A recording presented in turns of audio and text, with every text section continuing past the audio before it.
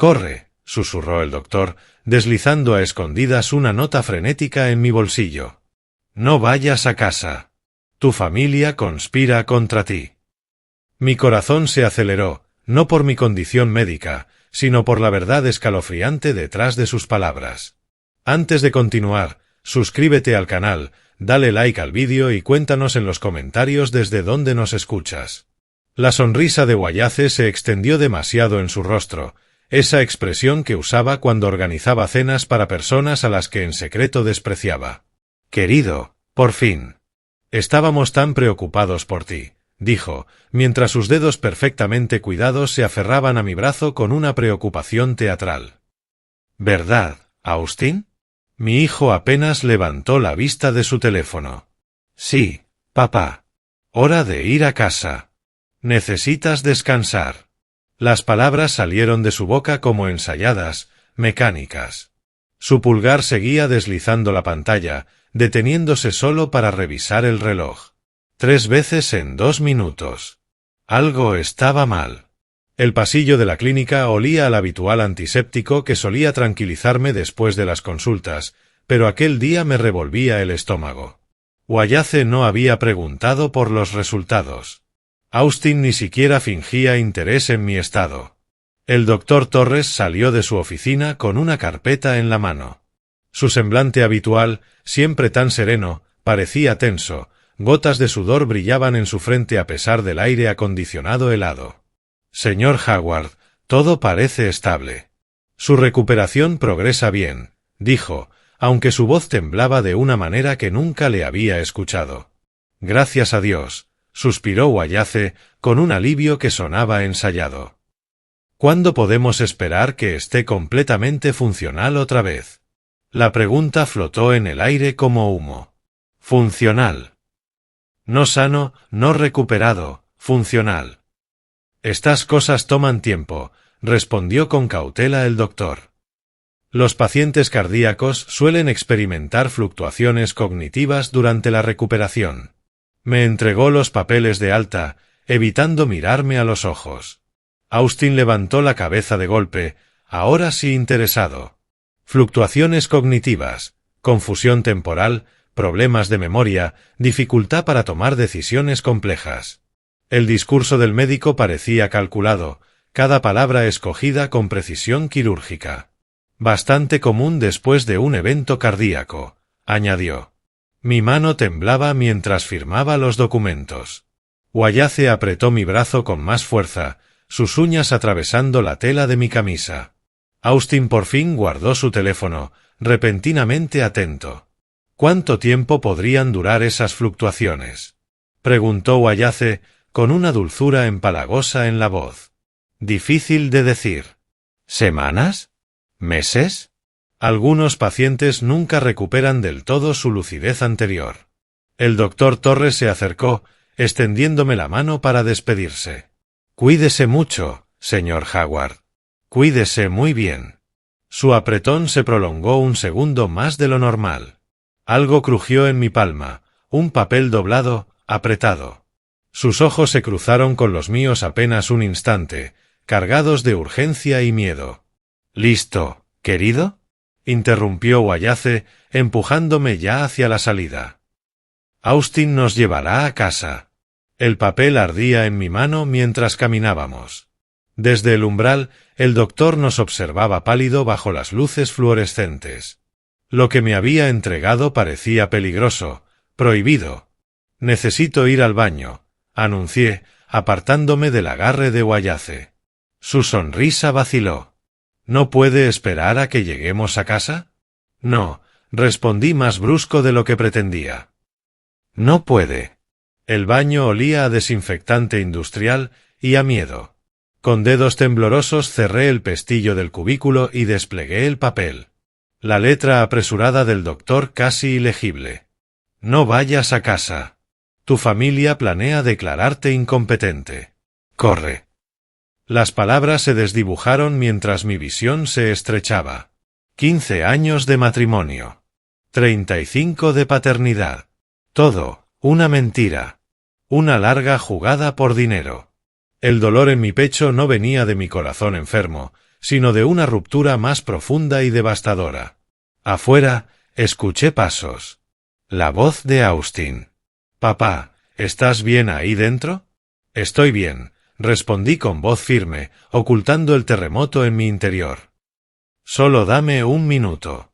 Miré la nota hasta que las letras parecían reorganizarse en algo aún más siniestro. Las pruebas habían estado acumulándose durante meses. La frialdad de Wayace, el repentino interés de Austin en mis finanzas, esas conversaciones en susurros que cesaban cuando entraba a la habitación. El papel pesaba como una losa en mis manos temblorosas. El taxista no hizo preguntas cuando le pedí que saliera por la puerta trasera de la clínica. El dinero en efectivo habla más alto que la curiosidad en Phoenix, sobre todo si pagas el doble por discreción. Me escabullí por el pasillo de servicio mientras Austin esperaba frente al baño, impaciente, sin saber que esa impaciencia jugaba a mi favor. El motel en las afueras del desierto se erguía como un relicto olvidado. Su letrero de neón titilaba entre vacancy y oscuridad. Perfecto. El tipo de lugar donde la gente pagaba en efectivo y no hacía preguntas. Identificación, por favor, murmuró el recepcionista, un hombre con la camisa arrugada y manchada de café, que parecía querer estar en cualquier otro sitio. ¿Acepta efectivo?, pregunté, deslizando 3 billetes de 50 sobre el mostrador arañado. Sus ojos brillaron. Habitación 12. La máquina de hielo no funciona, la expendedora traga monedas y la salida es a las 11. Me entregó una llave física con un llavero de plástico en forma de cactus. Disfrute su estancia, señor Smith. Ion Smith. 20 minutos después estaba sentado en una cama gastada por décadas, sosteniendo mi celular como si fuera un arma cargada. Seguro ya lo rastreaban, preguntándose por qué Elliot Howard había desaparecido del estacionamiento de la clínica. Austin estaría furioso. Wayace, calculando. El teléfono pesaba más con cada segundo. Finalmente, salí a la parte trasera del motel y lo arrojé al contenedor oxidado. El estallido del vidrio al romperse marcó el fin de la vida anterior de Elliot Howard. En la tienda de la esquina compré un teléfono prepago y un plan de 30 días. El cajero adolescente apenas levantó la vista de su revista mientras pagaba en efectivo. De regreso en la habitación 12, extendí la nota del doctor sobre la colcha raída y la leí otra vez. Las palabras no habían cambiado, pero sus implicaciones se volvían más oscuras con cada lectura. Tu familia planea declararte incompetente. No podría planear, no quizás lo hagan. Planea. Presente. Conspiración activa. La unidad de aire acondicionado traqueteaba como huesos viejos, llenando el silencio con un zumbido mecánico que me recordaba demasiado a mi reciente estancia en el hospital. Afuera, el tráfico zumbaba por la interestatal, llevando gente hacia vidas normales, donde las familias no conspiraban unas contra otras en la mesa de la cena. Pensé en la actuación de Wayace en la clínica. La esposa perfecta y preocupada, haciendo todas las preguntas correctas sobre mi estado mental. Estaba reuniendo pruebas, armando un caso para declararme incapaz con cada inocente consulta. Y Austin, mi hijo, por quien había levantado un negocio, construido un legado. Su interés en las palabras del doctor no era preocupación, era codicia. Como un buscador de oro escuchando de un nuevo filón. El nuevo teléfono se sentía extraño en mis manos al encenderlo. Sin contactos, sin historial, sin huellas digitales que lo vincularan con el hombre que yo había sido una hora atrás. Solo una página en blanco para lo que viniera después. Sostenía en una mano la nota arrugada y en la otra el teléfono imposible de rastrear. El peso de la traición en un lado, la posibilidad de un nuevo futuro en el otro. El viejo Elliot habría ido a casa, los habría enfrentado directamente, exigiendo explicaciones y disculpas. El viejo Elliot era lo bastante ingenuo como para creer que la sangre garantizaba lealtad. Pero ese viejo Elliot yacía hecho pedazos en un contenedor de basura al otro lado de la calle, junto con su teléfono destrozado y su confianza rota. La gorra de béisbol se sentía extraña en mi cabeza, calada hasta las cejas sobre unas gafas oscuras que volvían la mañana permanentemente nublada. Había elegido un rincón del café donde mi espalda quedara contra la pared, con visión clara hacia ambas entradas. ¿Paranoia? Tal vez. Pero los acontecimientos recientes me habían enseñado el valor de la sospecha. El doctor Torres llegó puntualmente a las 9, aferrando su maletín médico como si fuera un escudo. Escaneó nervioso la cafetería antes de localizarme. Su rostro pálido contrastaba con la cálida iluminación del lugar. Al sentarse, la taza tembló en su plato. «Esto es una locura», murmuró, mirando por encima del hombro hacia la multitud de oficinistas y universitarios. «Podría perder mi licencia por esto. Y yo podría perder mucho más si me quedo callado», respondí en voz baja, mientras activaba la grabadora de mi nuevo teléfono. «Dígame exactamente qué escuchó». Sus manos temblaban al rodear la taza de café. Ayer por la mañana revisaba historiales en el pasillo cuando su esposa y su hijo llegaron a su cita. No me vieron detrás del carrito de suministros. Hizo una pausa, tragando saliva. Su esposa dijo, después del infarto será fácil demostrar su inestabilidad mental. Las palabras me golpearon como puñetazos. Y Austin respondió, los documentos están listos. Peterson garantiza el fallo por 50.000. El doctor sacó un papel doblado, con su letra temblorosa pero legible. Anoté todo lo que pude recordar de inmediato. Peterson. El nombre no me decía nada, pero la cifra sí. $50.000 para comprar una evaluación psiquiátrica que me despojaría de todo lo que había construido. Examiné las notas, mi mente de empresario clasificando la información de manera automática. ¿Quién es Peterson? El doctor Lawson Peterson, susurró aún más bajo. Psiquiatra privado, tiene una consulta en el centro. Tiene fama de ser flexible en los casos legales. Caro, pero confiable si necesitas un resultado específico. La cafetería bullía con la energía habitual de la mañana. Baristas cantando pedidos, estudiantes tecleando en sus portátiles, ejecutivos apurando café antes de las reuniones. Gente normal viviendo vidas normales, ignorando que en una mesa de esquina se tramaba una conspiración sobre lácteos. Tienen una reunión programada, continuó Torres. Su esposa mencionó que sería mañana. Dijo que ya habían transferido la mitad del dinero como anticipo. Empujó las notas hacia mí. Hay más. Hablaron de vender su negocio inmediatamente después del fallo de incapacidad. Repartirían las ganancias 60/40. Wayace se quedaría con la mayor parte. Mi imperio de talleres automotrices, levantado en 30 años de jornadas de 16 horas y riesgos calculados, reducido a cifras en sus cuentas bancarias, descuartizado como un pavó de Navidad. La grabadora capturaba cada palabra mientras Torres proseguía su declaración. ¿Por qué hace esto? Pregunté con auténtica curiosidad. Está arriesgando todo para advertir a un paciente al que apenas conoce. Por primera vez desde que se sentó, su voz sonó firme en lugar de temerosa. Porque lo que planean es malvado. Usted les confió su vida, su legado. Y ellos quieren robar ambos. Alzó la mirada y sus ojos se encontraron con los míos, pese a mis gafas oscuras. Mi padre murió creyendo que su socio era leal. Después del funeral descubrimos que le había estado robando durante años.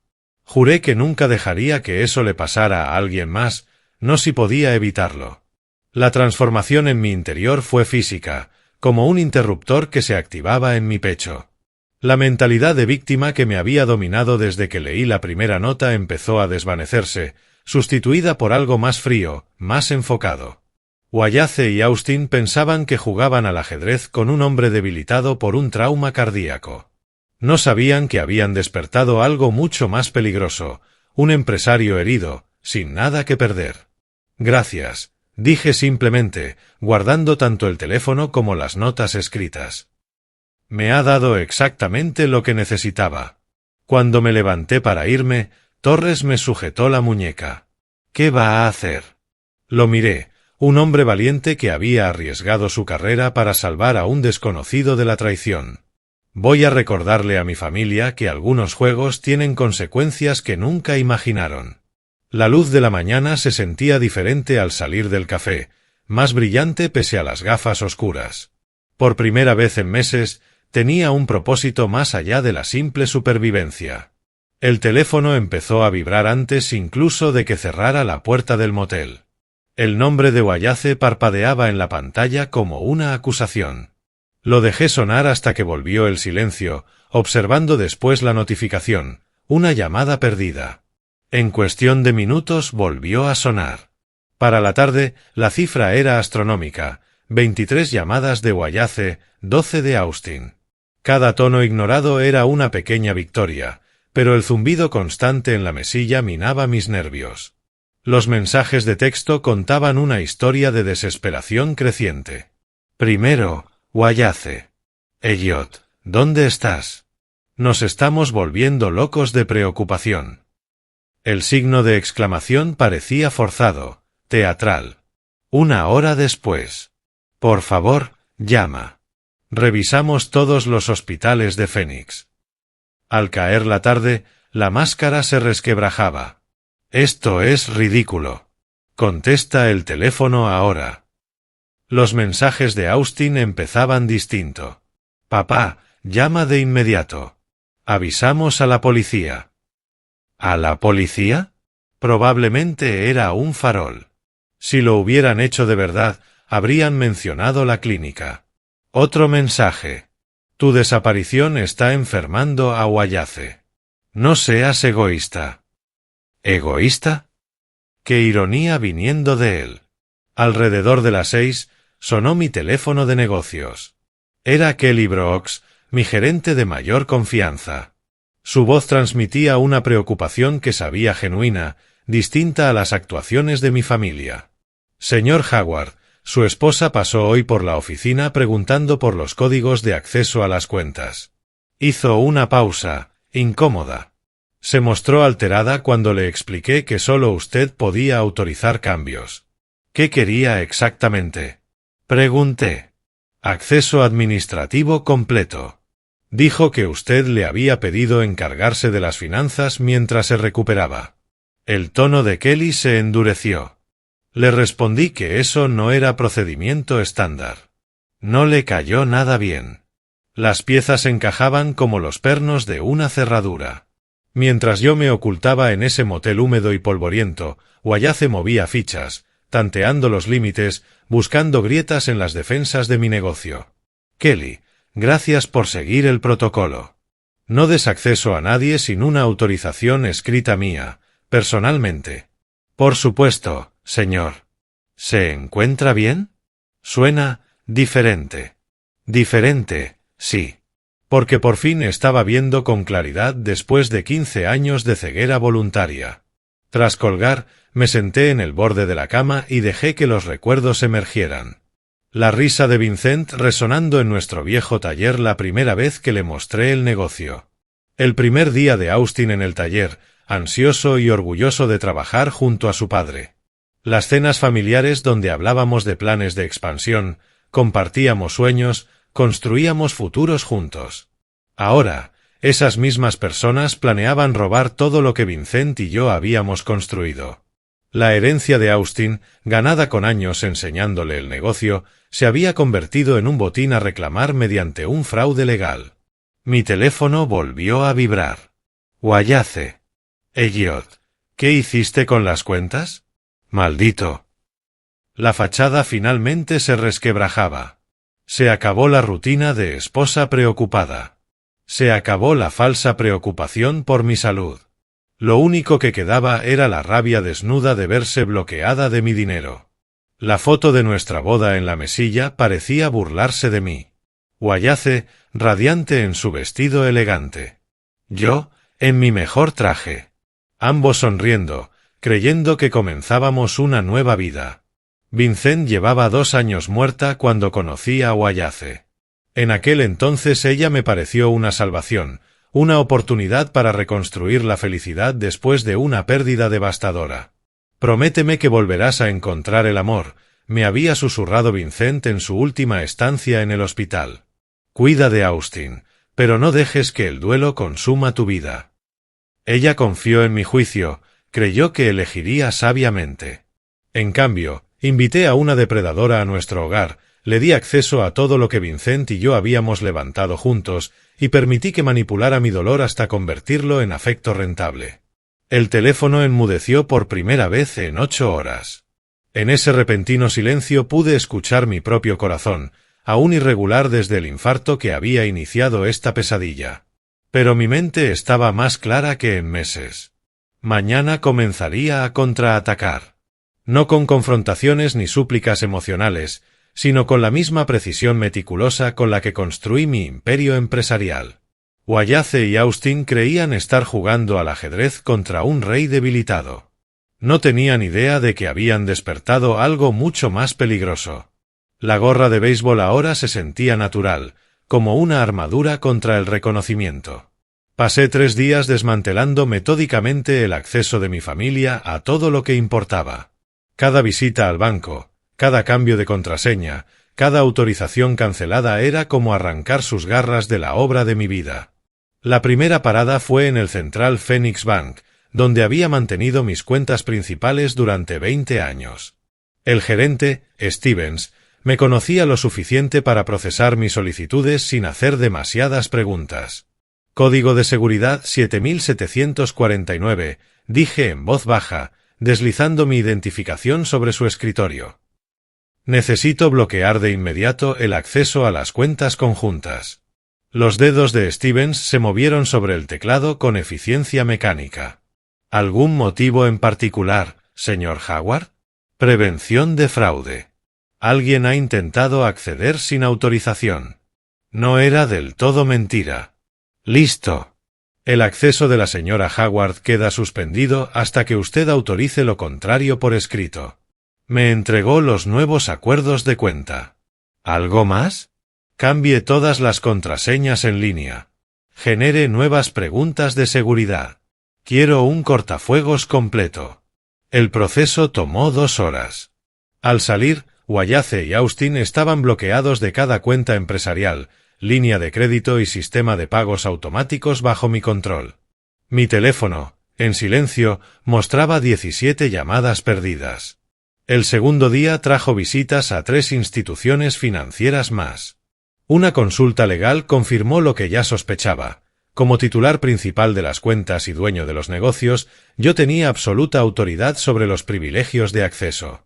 Mi abogado, Rodríguez, tomó notas detalladas de la situación familiar. Está dentro de todos sus derechos, me aseguró mientras revisaba la estructura corporativa. No tienen ningún reclamo legal sobre los activos mientras usted sea competente. Y si intentan lo de la incapacidad, por eso estamos documentando todo. Sus acciones demuestran claridad mental y capacidad empresarial. Sonrió con gravedad. A los tribunales no les gusta ver a familiares que manipulan condiciones médicas para obtener beneficios financieros. Al tercer día, mi teléfono era una sinfonía de desesperación. Los mensajes de Wallace habían pasado de la preocupación fingida a la furia contenida. «Elliot, ¿qué hiciste con las cuentas, maldito?» Los mensajes de Austin se volvían cada vez más amenazantes. «Papá, ¿has perdido la cabeza? Restaura el acceso al dinero ahora». Las máscaras se habían caído. Ya no eran familiares preocupados. Ya no había dulzura ni cuidados fingidos. Solo furia pura al verse privados de mis recursos. Aquella noche, sentado en la habitación del motel, catalogué sus reacciones. La cronología resultaba reveladora. Descubrieron las cuentas bloqueadas en cuestión de horas, lo que significaba que las revisaban con regularidad, planeando cómo gastarían, tal vez hasta repartiendo activos que aún no les pertenecían. El último mensaje de Austin lo revelaba todo. «Esto es una locura. No podemos pagar a Peterson sin acceso a las cuentas.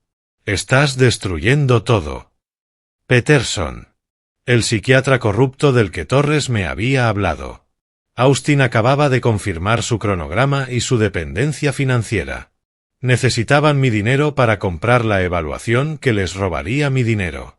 La ironía era casi divertida. Mi pecho se tensó con la presión familiar del estrés cardíaco, pero esta vez era distinto. No era el pánico impotente de descubrir la traición, sino la intensidad enfocada de la batalla.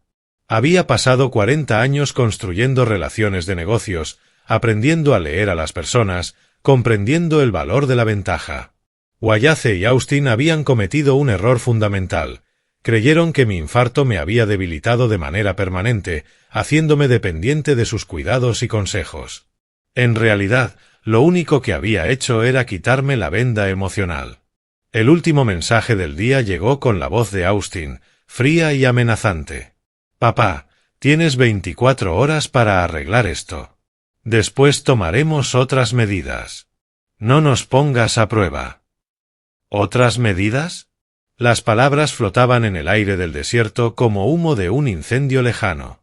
Por primera vez desde que me escondí en aquel motel, sonreí. Por fin revelaban su verdadera naturaleza. La tarjeta de presentación se sentía sólida entre mis dedos mientras subía las escaleras hacia la oficina del tercer piso. Mi abogado me había recomendado a Rodríguez con entusiasmo inusual. «El mejor investigador de Phoenix», me dijo. «Si hay suciedad que descubrir, Murphy la encontrará». La oficina olía a café y cigarrillos, con paredes cubiertas de licencias y reconocimientos. Rodríguez parecía sacado de una película. Rostro curtido, mirada firme, un hombre que lo había visto todo 2 veces.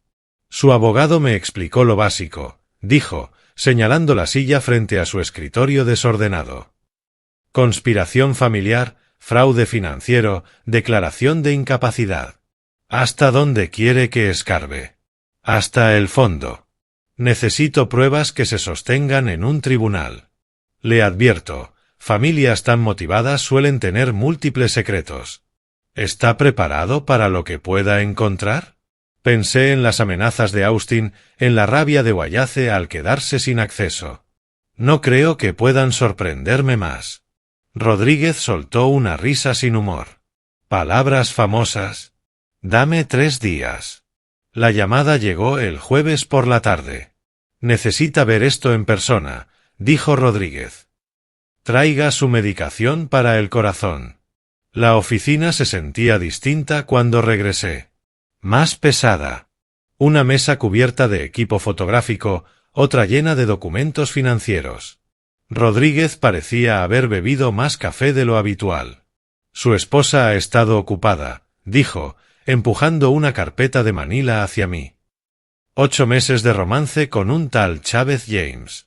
Encuentros en hoteles 2 veces por semana. Regalos caros. Escapadas de fin de semana a Sedona. La fotografía hablaba por sí sola. Wallace riendo en un restaurante que nunca había visto, su mano cubriendo la de otro hombre. La misma mujer que conmigo se había vuelto fría y distante, irradiaba calidez hacia ese extraño.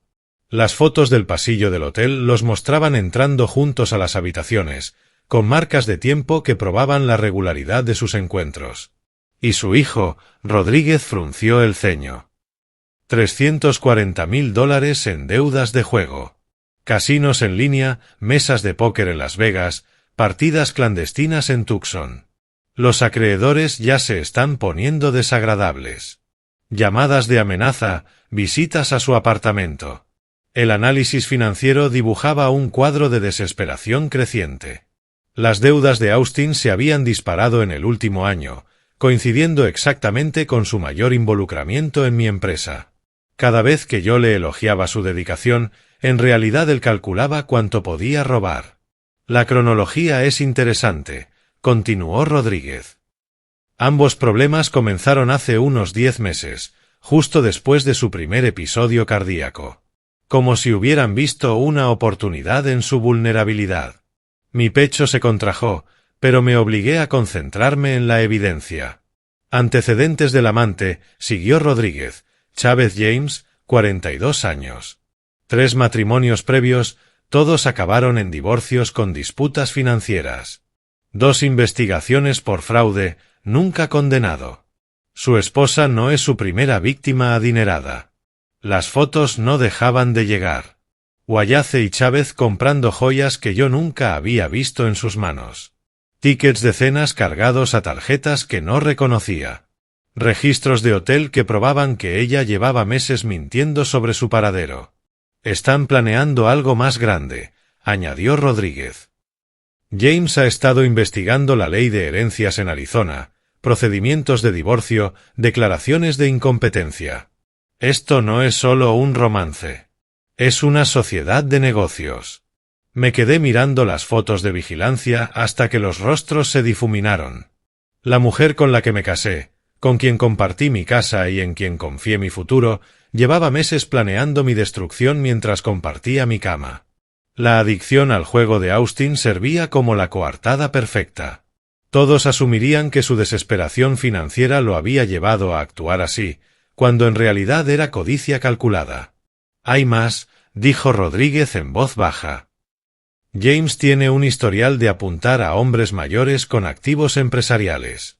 2 relaciones anteriores terminaron con muertes misteriosas. Infartos, con un timín demasiado conveniente. La policía sospechó, pero nunca pudo probar nada. La habitación dio un ligero vuelco. Recordé el repentino interés de Wallace en mi medicación cardíaca, sus preguntas sobre dosis y efectos secundarios. Yo lo había interpretado como preocupación amorosa. En realidad, estaba recopilando información. Señor Howard, se ve pálido.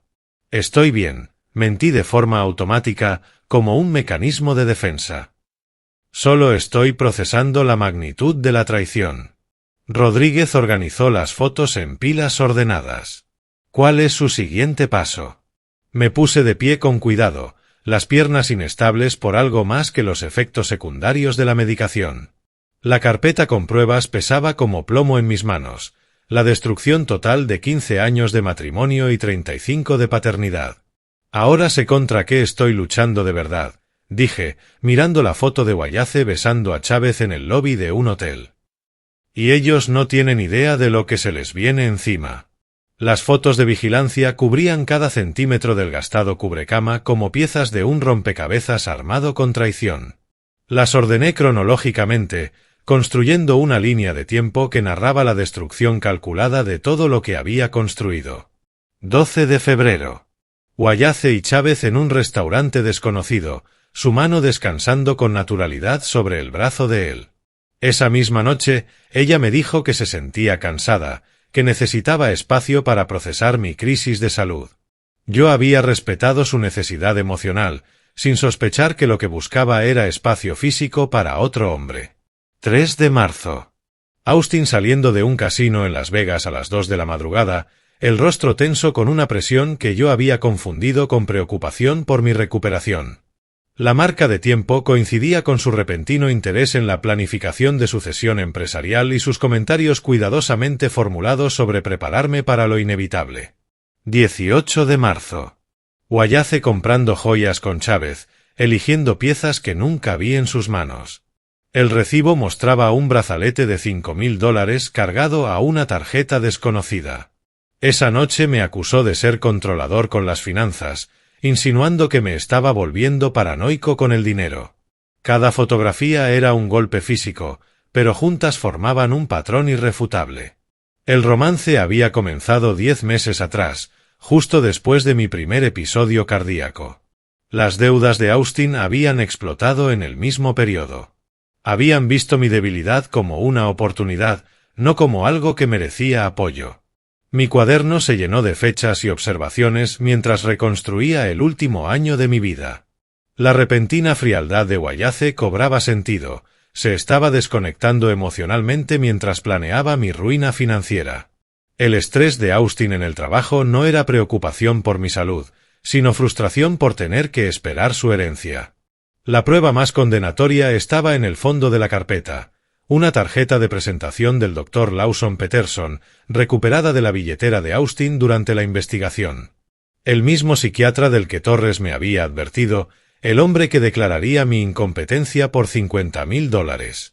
Sostuve la tarjeta, examinando las credenciales impresas con elegante tipografía. Mañana lo visitaría. No como Elliot Howard, el hombre marcado para la destrucción, sino como alguien completamente distinto. Alguien que buscaba su particular marca de corrupción. El plan cristalizó con claridad empresarial. Había pasado 40 años aprendiendo a leer a las personas, a presentarme de manera que obtuviera las respuestas que necesitaba. Peterson esperaba familias desesperadas, dispuestas a pagar por un diagnóstico conveniente. Yo le daría exactamente lo que esperaba. Pero antes le daría algo que no esperaba: evidencia de su propia criminalidad, grabada y preservada para los tribunales que algún día nos juzgarían a todos. El viento del desierto sacudía las ventanas del motel mientras recogía las fotos en pilas ordenadas. En algún lugar de Phoenix, Wallace probablemente estaba con Chávez, celebrando lo que creían una victoria asegurada. Austin, por su parte, seguramente calculaba cuánto de mi empresa podía liquidar para pagar sus deudas. Ninguno de los dos entendía que me habían enseñado algo invaluable sobre la naturaleza de la lealtad familiar. Podía fingirse, manipularse, convertirse en un arma contra quienes más la valoraban. Ellos me mostraron las reglas de su juego. Ahora yo demostraría lo bien que había aprendido a jugar. La recepcionista condujo al señor Robert Smith hacia la oficina interior con eficiencia ensayada. Había pasado 2 días perfeccionando el personaje, hijo preocupado, desesperado por encontrar soluciones para el deterioro mental de su padre, dispuesto a torcer reglas en nombre de la paz familiar. El consultorio del Dr. Peterson rezumaba legitimidad cara, arte original en las paredes, alfombras persas sobre madera pulida, diplomas colgados con precisión militar. El hombre en persona parecía sacado de un castín de respetable psiquiatra. Cabello plateado, gafas de montura metálica, un apretón de manos firme, lo bastante seguro para inspirar confianza sin parecer agresivo. «Señor Smith, por favor, tome asiento», dijo, señalando una silla de cuero perfectamente colocada para la conversación. Su hijo me explicó la situación por teléfono. Un padre mayor, complicaciones empresariales, tensión familiar. ¿En qué puedo ayudarle? Me removí en la silla, interpretando el papel del criminal a regañadientes. Doctor, esto me parece mal, pero estamos desesperados. Papá se está confundiendo, toma malas decisiones. El negocio está sufriendo. La voz de Peterson transmitía una simpatía ensayada. El deterioro cognitivo es un desafío para las familias. A veces la intervención legal se vuelve necesaria para proteger a todos los involucrados. La aplicación de grabación de mi teléfono capturaba cada sílaba. Había colocado el dispositivo con cuidado, asegurándome de obtener un audio claro mientras mantenía mi papel de padre nervioso. Nos han dicho que usted podría ser comprensivo en situaciones familiares complejas. Dejé las palabras suspendidas en el aire, observando cómo su expresión cambiaba de la preocupación profesional al interés comercial. Peterson se inclinó ligeramente hacia adelante. Bueno, señor Smith, comprendo que a veces las evaluaciones médicas requieren cierta flexibilidad, especialmente cuando las familias enfrentan presión financiera. ¿Qué tipo de flexibilidad? Pregunté, interpretando mi rol con cautela. La clase de flexibilidad que asegura que los resultados se alineen con las necesidades familiares en lugar de con criterios diagnósticos rígidos. Sonrió, y esa sonrisa hizo que su apariencia respetable se tornara siniestra. Con la compensación adecuada, puedo ser bastante comprensivo respecto a los resultados de una evaluación cognitiva. Mis manos temblaban de auténtica rabia, pero canalicé esa furia hacia el personaje. ¿De qué compensación estamos hablando? $50,000. Pago en efectivo para garantizar privacidad y un proceso expedito. Abrió un cajón de su escritorio y sacó lo que parecían formularios de evaluación en blanco. Su padre sería declarado incompetente en el plazo de 1 semana tras nuestra consulta, y el fallo se mantendría en pie legalmente. Mis evaluaciones rara vez son impugnadas. Llevo 15 años haciendo este trabajo. Su orgullo y corrupción me resultaban nauseabundos. Los jueces confían en mi criterio profesional, sobre todo en casos de empresarios mayores que han sufrido traumas médicos recientes. La grabación capturaba cada detalle incriminatorio mientras Peterson explicaba su proceso: pruebas psicológicas amañadas, interpretación selectiva de respuestas, manipulación del historial médico para respaldar conclusiones preestablecidas. Hablaba con la confianza casual de alguien que jamás había enfrentado consecuencias por sus actos. Tengo otros arreglos con familias en situaciones similares, continuó. Todos se benefician cuando las realidades médicas se alinean con las necesidades financieras. Asentí con entusiasmo, fingiendo ser el conspirador agradecido. ¿Cuándo podríamos agendar la evaluación? La próxima semana. Traiga a su padre el martes por la mañana junto con la mitad del pago. El resto al finalizar el papeleo. Me entregó una tarjeta de presentación con los horarios anotados en el reverso. Sus problemas familiares se resolverán rápida y discretamente. De pie, le estreché la mano una vez más. Doctor, no sabe cuánto significa esto para nosotros. La familia lo es todo, señor Smith. A veces debemos doblar un poco las reglas para proteger lo que más importa. Fuera de su oficina, me quedé sentado en el auto de alquiler durante 10 minutos, dejando que la adrenalina se desvaneciera.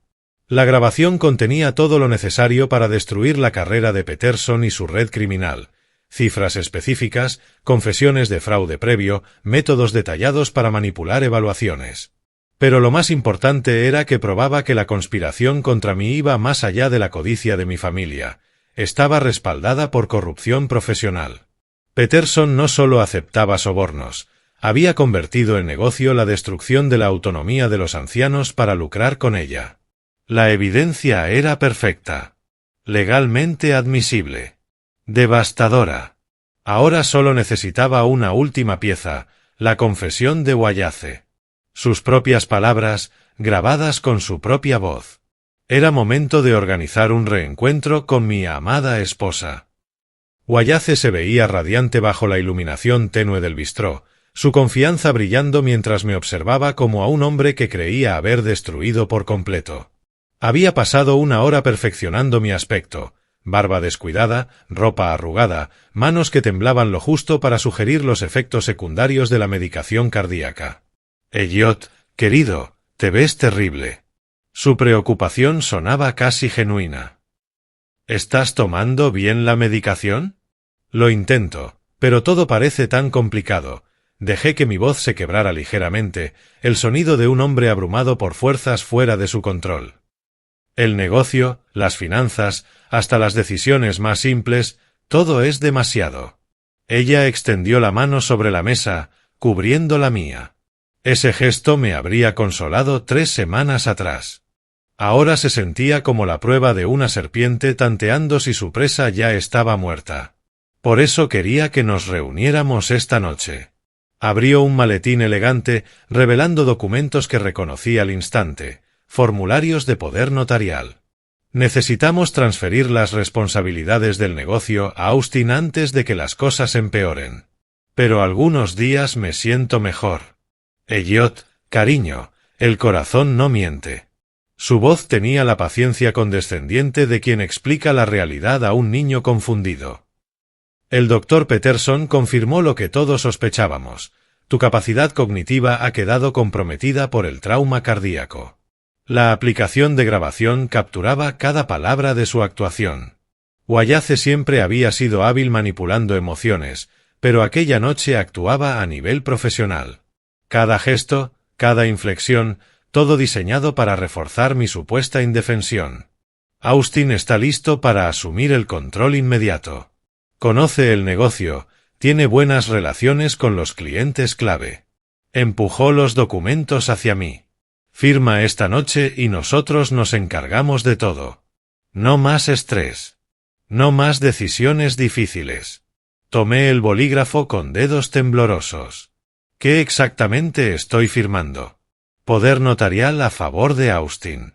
Representación médica a mi nombre. Gestión financiera simplificada. Lo decía rápido, como si los detalles fueran irrelevantes.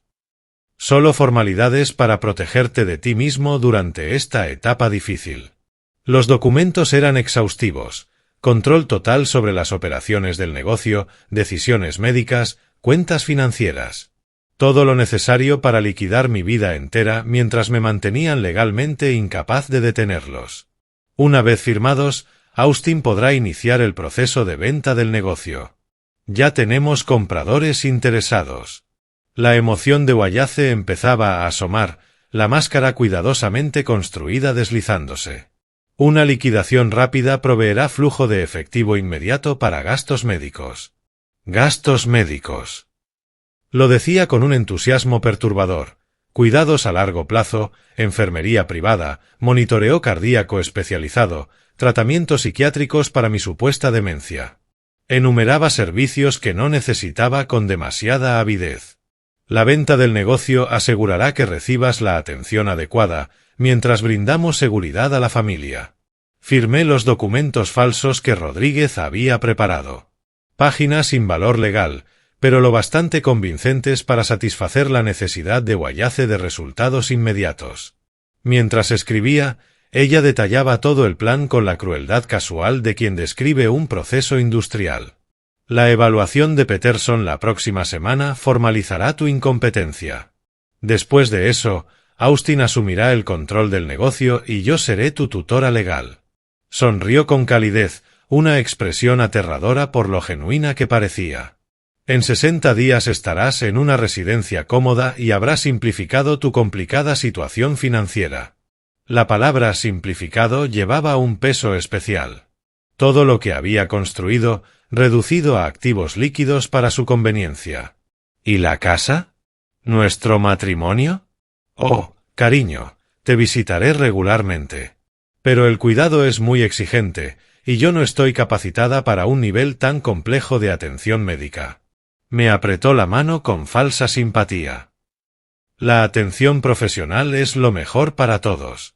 Al terminar de firmar los papeles falsos, Wayace continuó desglosando un cronograma que, en otras circunstancias, habría admirado: venta del negocio en 90 días, liquidación de activos antes de que pudiera interponer un recurso legal, mi encierro cómodo en una institución donde los viejos confundidos no podían causar problemas. Había planeado todo. Todo menos un detalle crítico. El hombre sentado frente a ella no era la víctima indefensa que creía manipular, sino un depredador que acababa de grabar su confesión completa. El maletín que contenía la destrucción de mi familia se sentía sorprendentemente liviano cuando lo llevé a la oficina de Ramírez. 3 semanas de recopilación de pruebas habían producido un arsenal de grabaciones, fotografías y documentos capaces de desmantelar sistemáticamente todo lo que Wayace y Austin pensaban haber construido. Ramírez silbó en voz baja mientras yo desplegaba todo el contenido sobre la mesa de juntas. Elliot, esto es abrumador. Prácticamente envolvieron con moño sus propias condenas. La grabación de Peterson sonaba con nitidez a través de los altavoces de su oficina. Cada palabra incriminatoria capturada a la perfección, el soborno de $50,000, la promesa de una evaluación fraudulenta, la mención casual de acuerdos previos con otras familias. La voz de Peterson llevaba la seguridad de un hombre que jamás había imaginado enfrentar consecuencias. La ley de consentimiento de una sola parte en Arizona hace que esto sea totalmente admisible, explicó Ramírez, tomando notas mientras la grabación seguía. Su licencia médica está acabada. Los cargos penales son inevitables. Después, la confesión de Wayace en el bistró. Su voz, dulce como miel, describía el cronograma para liquidar mi empresa y encerrarme en una residencia. La crueldad casual en su tono sonaría perfecta ante cualquier jurado, en caso de que hiciera falta llegar tan lejos. No solo admite la conspiración, observó Ramírez. Expone todo el plan con satisfacción evidente. Esta mujer se destruyó sola. Las fotografías de vigilancia contaban su propia historia. El romance de Wayace y Chávez documentado en colores vivos, marcas de tiempo que probaban 8 meses de engaños. Las visitas de Austin a los casinos coincidían a la perfección con el aumento de sus deudas y su presión creciente por controlar el negocio. Aquí está nuestra estrategia, dijo Ramírez, organizando los documentos en categorías de ataque: demanda de divorcio contra Wayace con protección total de activos, cargos por conspiración criminal contra ambos familiares, sanciones éticas contra Peterson y demandas civiles por intento de fraude. El proceso de presentación tomó 3 días. Papeles de divorcio, denuncias penales, citaciones para registros bancarios y declaraciones de testigos crearon un tsunami legal que se estrellaría contra las cómodas suposiciones de mi familia sobre mi supuesta indefensión. Los notificadores judiciales entregaron las citaciones el jueves por la tarde. Desde la ventana de la oficina de Ramírez observé cómo el hombre uniformado se acercaba a lo que había sido mi hogar, documentos en mano. Wallace abrió la puerta en ropa casual, seguramente esperando un paquete. Su rostro atravesó una fascinante progresión: confusión, comprensión y finalmente pánico absoluto. En minutos, mi teléfono explotó con mensajes. Los textos de Austin pasaron de la confusión a la furia. «Papá, perdiste la cabeza. Retira la demanda». Los mensajes de voz de Wallace eran cada vez más frenéticos. «Elliot Howard, te arrepentirás. Te destruiré». Demasiado tarde para amenazas. La maquinaria legal ya avanzaba, impulsada por las pruebas que ellos mismos habían generado con meses de criminal descuido. «Están buscando abogados», reportó Ramírez el viernes por la mañana. 3 firmas diferentes contactaron mi oficina ayer. Están desesperados por armar defensas contra pruebas abrumadoras. La ironía era exquisita. Ellos habían planeado usar mi supuesto deterioro cognitivo contra mí en los tribunales. En cambio, yo usaba su verdadero comportamiento criminal contra ellos. Los cazadores se habían convertido en presas y descubrían lo mal preparados que estaban para este juego. Rodríguez llamó con novedades sobre su pánico.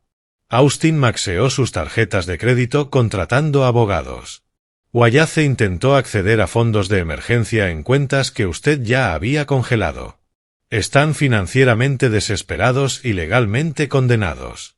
Al final de la semana, su estrategia quedó clara mediante comunicaciones interceptadas. Pretenderían preocupación por mi salud mental, proyectándose como una familia amorosa que solo intentaba proteger a un patriarca incompetente. Esa narrativa quizá habría funcionado, de no ser porque ya habían confesado sus verdaderas intenciones en las grabaciones. «Que lo intenten», dijo Ramírez revisando nuestra lista de testigos. «El doctor Torres testificará sobre la conspiración que escuchó. La grabación de Peterson habla por sí sola. Sus socios de negocios confirmarán su plena capacidad mental. Y si ellos quieren convertir esto en un juicio sobre su lucidez, lo someteremos a evaluaciones independientes por psiquiatras imparciales». El Palacio de Justicia se alzaba frente a mí como una promesa de justicia. Todo lo que había soportado, la traición, los ataques financieros, las conversaciones casuales sobre mi encarcelamiento, finalmente sería examinado bajo juramento. Mi familia me había enseñado dolorosas lecciones sobre la naturaleza de la lealtad y la confianza. Pronto yo les enseñaría a ellos otra, la de las consecuencias. La jueza Sarah Williams presidía la sala 4B con la calma de quien ya había visto cada variación de la codicia familiar. La galería murmuraba con observadores, funcionarios judiciales, estudiantes de derecho y algunos colegas que habían venido a presenciar la destrucción pública de la familia Howard. Entré vistiendo mi mejor traje de negocios, el mismo con el que había firmado contratos clave durante 3 décadas. Ese día era la negociación más importante de mi vida, salvo que los términos ya estaban fijados por las confesiones grabadas de mis oponentes.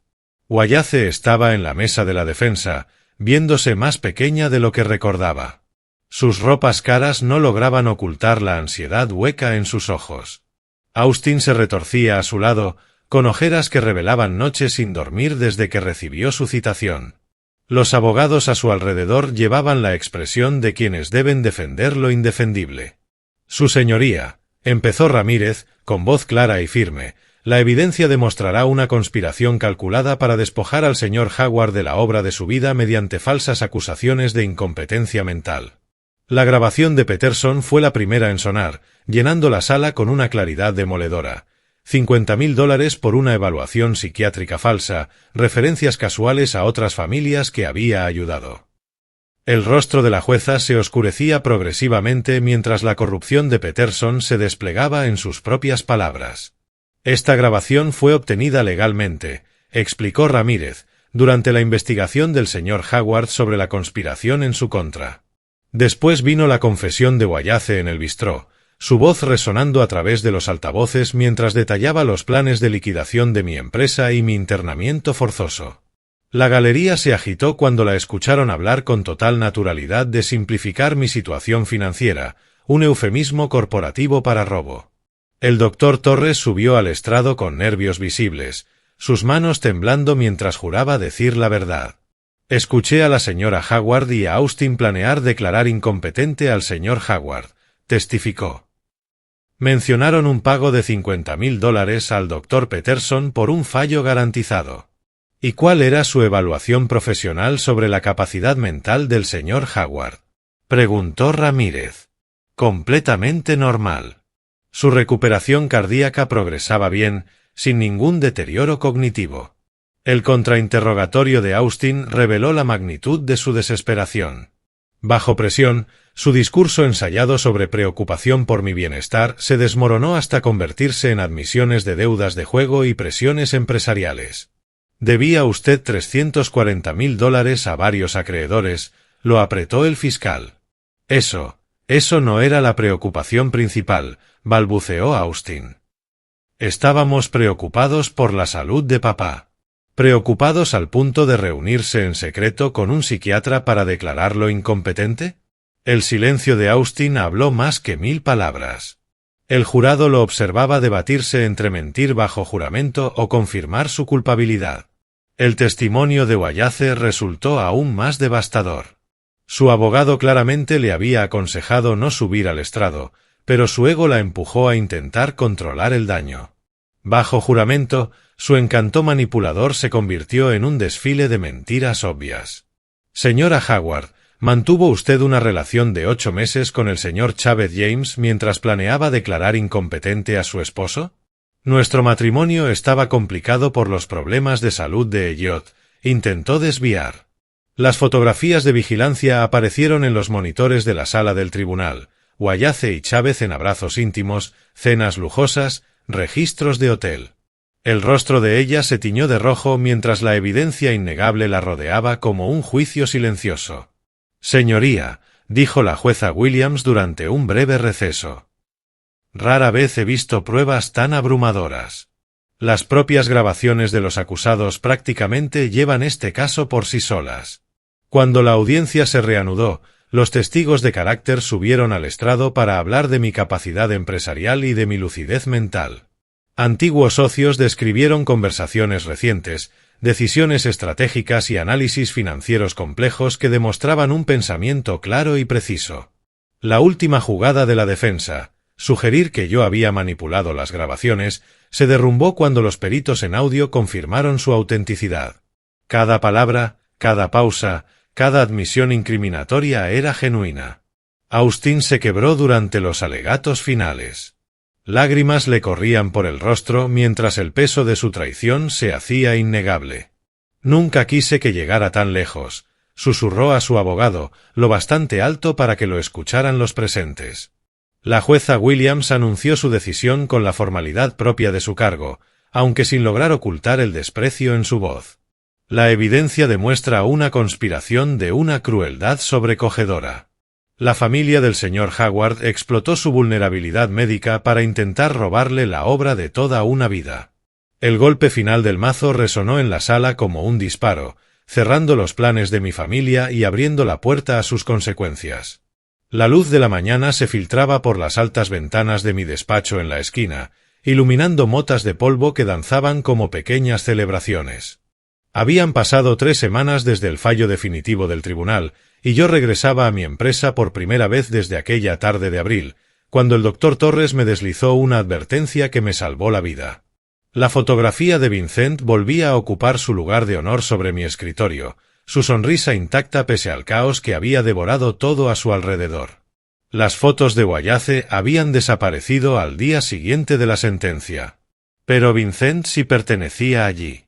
Siempre había pertenecido, custodiando el imperio que construimos juntos desde la nada. A las 9 en punto, Kelly Brooks llamó a mi puerta. Llevaba un café y los informes trimestrales, con la misma eficacia que mantuvo durante las semanas oscuras del golpe familiar.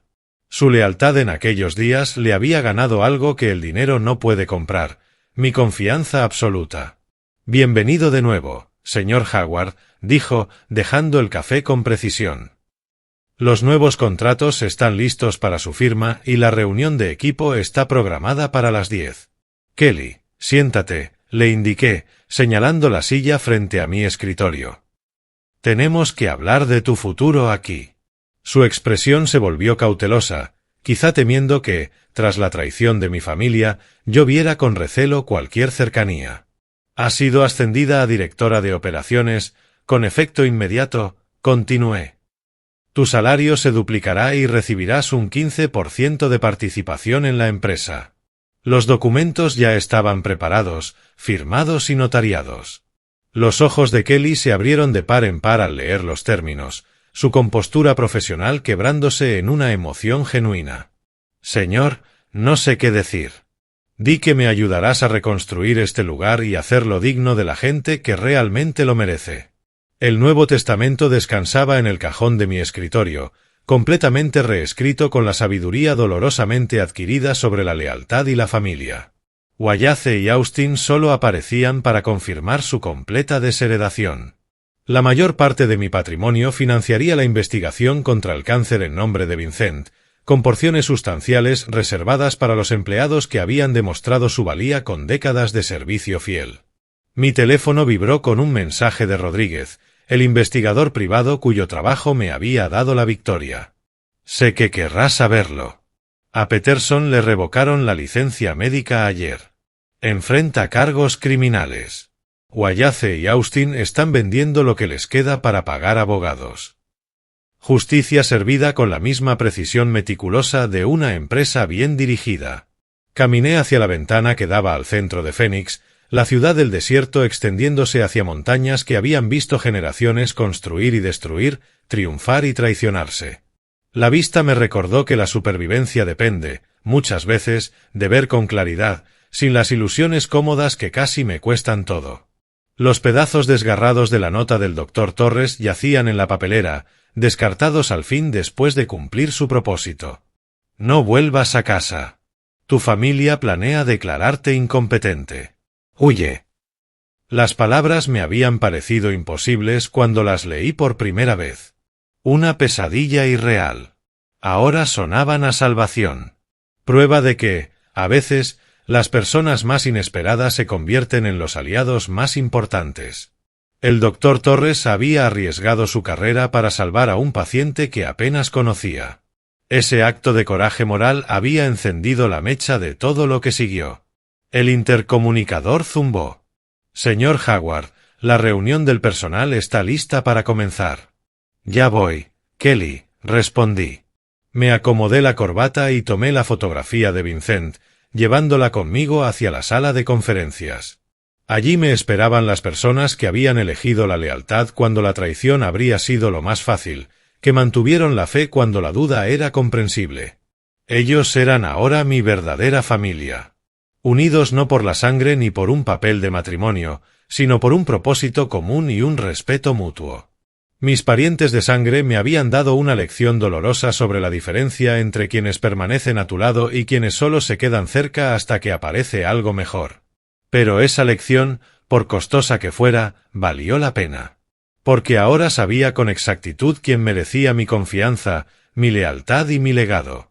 Y ese conocimiento, ganado a un precio altísimo, era la herencia más valiosa que podía dejar atrás. Si esta historia te gustó, no olvides darle me gusta, suscribirte al canal y dejar tus impresiones en los comentarios. Para escuchar la próxima historia, haz clic en la caja de la izquierda. Gracias por mirar.